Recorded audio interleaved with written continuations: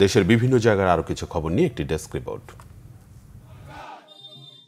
বর্ণাঢ্য র্যালি ও সমাবেশের মধ্য দিয়ে শ্রমিক দলের ৪৬তম প্রতিষ্ঠা বার্ষিকী পালন হয়েছে কুড়িগ্রামে। জেলা বিএনপির কার্যালয় থেকে র্যালিটি শহরের গুরুত্বপূর্ণ সড়ক প্রদক্ষিণ শেষে একই স্থানে গিয়ে সমাবেশ করে। উপস্থিত ছিলেন জেলা বিএনপির সিনিয়র যুগ্ম আহ্বায়ক অধ্যাপক শফিকুল ইসলাম বেবু।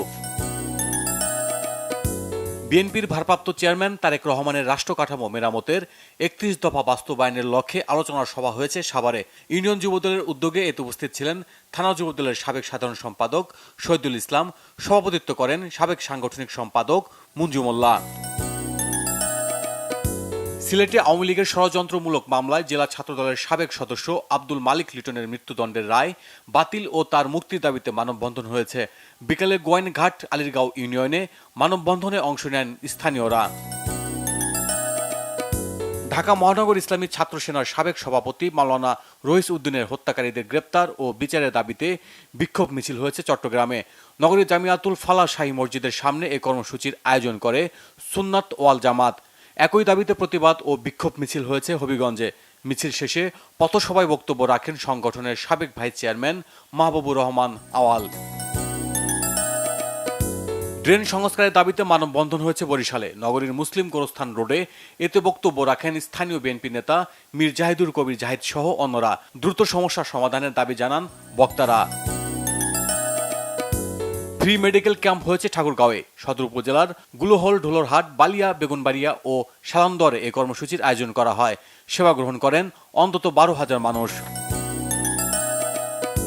সাতক্ষীরায় ৩০০ কেজি বাগদা ও গলদা চিংড়ি জব্দ করেছে বিজেপি। এ সময় মানবদেহে ক্ষতিকর অপদ্রব্য পুরস্কৃত চিংড়ি মাছ বাজারজাত করার দায়ে ৫ মৎস্য ব্যবসায়ীকে ৪৯,০০০ টাকা জরিমানা করা হয়। ৩৩ বিজিবি ব্যাটালিয়নের অধিনায়ক লেফটেন্যান্ট কর্নেল আশরাফুল হক স্বাক্ষরিত এক প্রেস বিজ্ঞপ্তিতে এই তথ্য জানানো হয়েছে। অধিক ফলনশীল ধানের ফসল কর্তন ও মাঠ দিবস পালন হয়েছে গোপালগঞ্জে। সদর উপজেলার গোবরাচর পাড়ায় এতে উপস্থিত ছিলেন আঞ্চলিক কার্যালয়ের মুখ্য বৈজ্ঞানিক কর্মকর্তা ডক্টর আমিনা খাতুন। টাঙ্গাইলের মাওলানা ভাসানী বিজ্ঞান ও প্রযুক্তি বিশ্ববিদ্যালয়ের ২০২৪-২৫ শিক্ষাবর্ষে বি ইউনিটের ভর্তি পরীক্ষা হয়েছে।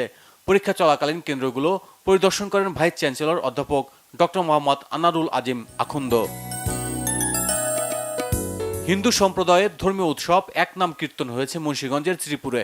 বাগড়া জিউ বাসুদেব মন্দিরে এই উৎসবটির আয়োজন করা হয়। দুপুরে মন্দিরটি পরিদর্শন করেন বিএনপির জাতীয় নির্বাহী কমিটির স্বেচ্ছাসেবক বিষয়ক সম্পাদক Mir Sharafat Ali Sapu. Bangla vision news desk.